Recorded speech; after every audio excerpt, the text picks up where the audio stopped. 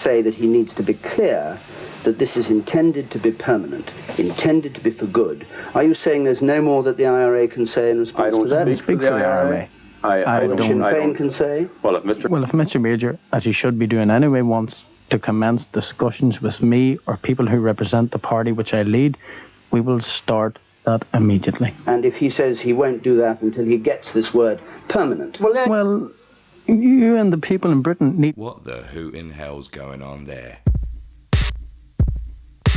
Censorship has always fascinated and annoyed me to equal degrees. Actually, it annoys me far more. I hate it. But whether you agree with what's being censored or not, most of the time you can understand the logic behind it. It could be graphic images of violence and so forth blurred out for the early evening news, which makes sense because most people don't want to be put off their dinner during the primetime propaganda hour. Or it could be the censoring of information, so people don't go around forming their own dangerous opinions. Imagine having a well-informed opinion. How disgusting. But every now and then there's some censorship that just boggles the brain. And a prime example of what I like to call, what you do that for? Happened in the late 80s and early 90s. Gerry Adams, who was the president of Sinn Féin at that time, fell victim to a new bizarre tactic aimed at limiting the reach of paramilitary groups who supported violence. Now, it wasn't the outright censorship of what he and other people of his ilk actually said, which would make sense, but just his speaking voice. Now look, this was done because Gerry Adams' speaking voice was notoriously smooth, suave, and outright sexy. His voice was considered to be so charismatic that it was borderline dangerous. Every time he opened his north and south, hypnotic poetry would drip from his tongue. This was so hypnotic he could win over the most staunch of loyalists. Yeah, only kidding. Have you ever heard the man's real voice? The thing about Thatcher was that, and this is I think a very important lesson. Well, so why'd they do it? That's a funny story. What happened was this was a result of the UK broadcast ban, which was brought into effect by Conservative Minister Douglas Hurd. Hurd said, I quote, "Those who live by the bomb and the gun and those who support them cannot in all circumstances be accorded the same rights as the rest of the population." Ooh, is that right? The ban targeted a number of loyalist and Republican groups based in Northern Ireland. Face-to-face interviews on television and radio were to be censored. This was to make sure that no message of hate and division was to be promoted. The problem was that, like many directives from the British government, no one really knew what the rules were. The rules stated they could not air any direct statement by anyone who'd been put on the naughty ban list. UK broadcasters were essentially left to their own devices to decipher the rules. And what did programme and news producers come up with? Just dub them with the voice of an actor? Initially, journalists were outraged by this. They were very much against the ban, and they even staged a one-day strike. Mental, innit? Journalists against censorship? What is this, the frickin' Twilight Zone? So it seems the logical compromise that was made was to not censor words, just censor their voice. This led to a 6-year period of the most bizarre TV interviews you may have ever seen. Every time there was some incident in Northern Ireland, you'd have some person on the naughty list being interviewed by some person with their own voice, whilst the person on the naughty list had to have their voice dubbed by an actor. This became normality. And apparently, this interpretation of the rules was fine with the UK government. They clapped their hands and said, good job, boys. Well, let us sit down and talk about it. That's what I say to Mr. Paisley. That's what I say to Mr. Molyneux. Let's sit down and talk about creating a new society in this country. Now, let's make it clear. It wasn't just Sinn Féin who were targeted. There were 10 other groups on that naughty list. But the legacy is the dubbing of Gerry Adams' voice. That is the one that is most memorable. I had no idea as a small-faced boy what this was all about. At first I just figured, he must have one of those real strong accents that we can't understand, so they need to dub him in order for us to interpret what he's actually saying. But then I'd remember, Bob Geldof was a thing, and he never got dubbed despite not understanding a single word that came out of his mouth. Except when he shouted, "Give us your fucking money" at people, obviously. Now, the restrictions didn't just apply to radio and television interviews. It also targeted dramas and documentaries. An episode of the US drama show called Lou Grant was banned from broadcast, despite previously being broadcast before the restrictions came in. They did this because the show featured an IRA gun runner, and I suppose they didn't dub it because they couldn't be bothered. There was also a documentary from 1988 called Mother Island that featured an interview with IRA member Married Farrell, whoever. When they broadcast that again, they had to dub her voice. Fun fact, she was shot dead in Gibraltar by the SAS. Now, the ban wasn't always in effect. There were some occasions when it wouldn't be used. One of these times was the 1992 general election. During that election, political debates were allowed to be conducted undubbed, but once the polls were closed, the dubbing was reinstated, meaning that, say, if Gerry Adams had won or had lost, and he had to give a acceptance speech or a speech of defeat, whatever, it would have been dubbed. Also, you're allowed to broadcast the real voice of any person on the list, if that broadcast featured them talking about anything that didn't highlight their political beliefs or paramilitary activities. So they could talk about anything they liked except that stuff. Now, this loophole wasn't exploited properly, and it could have led to some very fascinating television. You could have had Gerry Adams on a celebrity cooking show, sneaking in sly code words about the IRA. Here's me ma's recipe for toad in the hole. As I mentioned earlier, journalists were really against the ban, and they found it ridiculous. Sinn Féin have so far denied they are backing the campaign.